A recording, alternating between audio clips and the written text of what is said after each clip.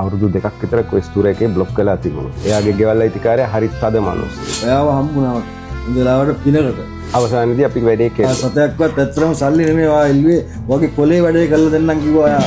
අපි කරපු වැඩක් හරි ගියාම අපිටත් සන්තෝෂයි. එහෙනම් පරිස්සමෙන් ගිහින් එන්න. දැන් ඉතින් අමිලත් සන්තෝෂෙන් මාත් සන්තෝෂයි.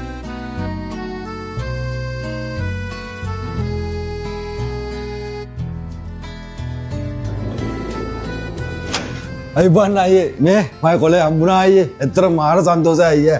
මට වැඩක් නැහැ කියලා අයියේ මට ගොඩක් කාලයක් බලන් හිටියානේ මේ කොලේ ගන්න. එකෙන් අයියේ කියන්න දෙයක් නැහැ. ඇත්තටම වචන නැහැ කියන්න සන්තෝෂෙට.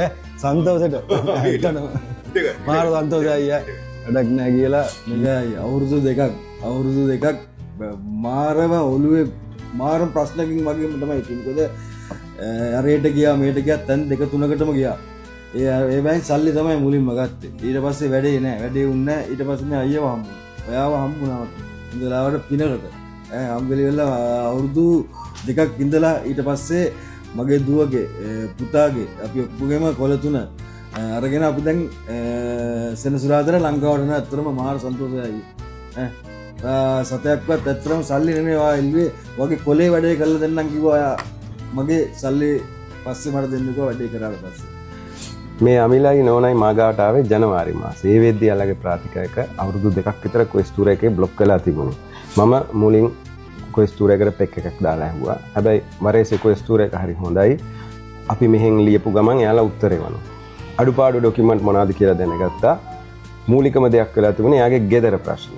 එයාගේ ගෙවල් අයිතිකාරය හරිත් තද මිනිස්සෙක්. බොහොම අමාරු නෑ යාව අපේ මතයට ගන්න, අපේ දේවල් කරා ගන්න. පුළුවන් තරම් උත්සාහ කරලා ක්වෙස්ට් එකත් එක්කත් සම්බන්ධ වෙමින් ඒ ලියුම් අමිල අයිතිකාරයටත් පෙන්නමින් අවසානයේදී අපි වැඩේ කෙරුවා. දැන් ඉතින් අමිලත් සන්තෝෂෙන් මාත් සන්තෝෂයි.